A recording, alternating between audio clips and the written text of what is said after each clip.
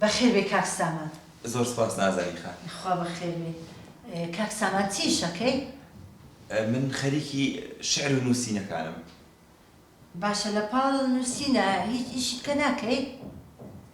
جار جار کاری کرێکاری دەکەم. ئیش هەیە؟ باشە ئەلحەمدوللا.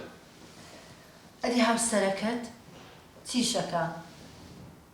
ژنی ماڵەوەیە. کاک سامان کرێچیت؟ بەداخەوە بڵێ.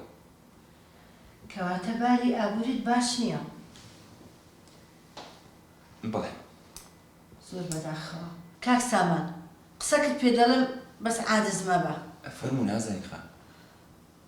شعرەکانت هیچ بنەمایەکی شعری تێدا نییە.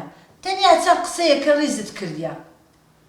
ئەو جەبەجێم نەکەی لەو بەرژەوەندی تومە بڕۆ هیچی بکار و کاسبی خۆت بکە باشترە چونکە بەڕاستی شعر پیشەی تو نییە. ئەی من شعرەکانم چی دەکەم؟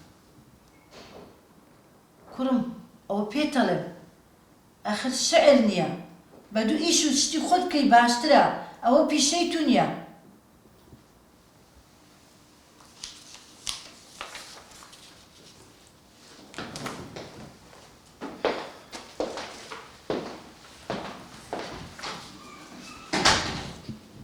بیخۆ کوڕم. ناخۆم.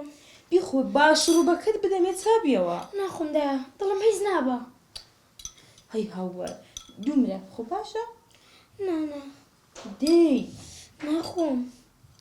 کوڕم. سلام علیکم. عەلەیکوم ئەسسەلام.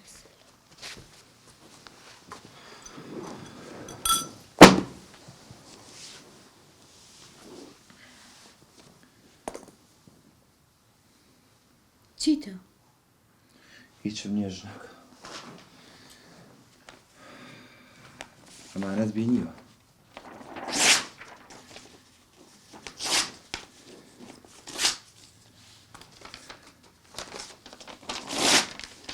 خاتو نازەنین منی لەو خەوە بە خەبەر هێنا. خەوی چی؟ من شاعر نیم. من ناتوانم شعر بنووسم.